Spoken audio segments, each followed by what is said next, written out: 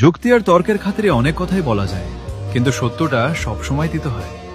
যারা রোনালদোকে ট্রোল করো তারা কি জানো ফিলিস্তিনের মজলুম মানুষের পাশে কে সবচেয়ে বেশি দাঁড়িয়েছে? যখন সারা বিশ্ব চুপ ছিল তখন নিজের গোল্ডেন বুট নিলাম করে সেই টাকা ফিলিস্তিনের শিশুদের জন্য পাঠিয়ে দিয়েছিলেন এই CR7। আর তোমাদের প্রিয় তারকা, তিনি তো ইসরায়েলে গিয়ে তাদের সমর্থন জানিয়ে আসেন। যে রোনালদো মুসলিমদের সাথে কাঁধে কাঁধ মিলিয়ে দাঁড়ান, এমনকি নামাজের প্রতিও শ্রদ্ধা দেখান, তার সাথে অন্যের তুলনা চলে না। মনে আছে কোকা কোলা সেই ঘটনা? একটা ইশারায় কোম্পানির কোটি কোটি ডলার লস করিয়ে দিয়েছিলেন শুধু স্বাস্থ্য সচেতনতার জন্য। তিনি কারো কেনা গোলাম নন, তিনি নিজেই এক সাম্রাজ্য। যারা সত্য দেখেও না দেখার ভান করো তাদের বলবো, ইতিহাস ঘাটো, তাহলে বুঝবে মাঠের ভেতরে আর বাইরে আসলো না যায়। যুক্তি আর তর্কের খাতিরে অনেক কথাই বলা যায়, কিন্তু সত্যটা সবসময় দিতে হয়।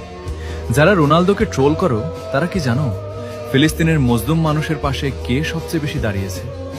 যখন সারা বিশ্ব চুপ ছিল তখন নিজের গোল্ডেন বুট নিলাম করে সেই টাকা ফিলিস্তিনের শিশুদের জন্য পাঠিয়ে দিয়েছিলেন এই CR7। আর তোমাদের প্রিয় তারকা, তিনি তো ইসরায়েলে গিয়ে তাদের সমর্থন জানিয়ে আসেন। যে রোনালদো মুসলিমদের সাথে কাঁধে কাঁধ মিলিয়ে দাঁড়ান, এমনকি নামাজের প্রতিও শ্রদ্ধা দেখান, তার সাথে অন্যের তুলনা চলে না। মনে আছে কোকা কোলা সেই ঘটনা? একটা ইশারায় কোম্পানির কোটি কোটি ডলার লস করিয়ে দিয়েছিলেন শুধু স্বাস্থ্য সচেতনতার জন্য।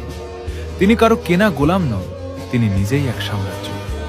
যারা সত্য দেখেও না দেখার ভান করো তাদের বলবো, ইতিহাস ঘাটো, তাহলে বুঝবে মাঠের ভেতরে আর বাইরে আসলো না যায়।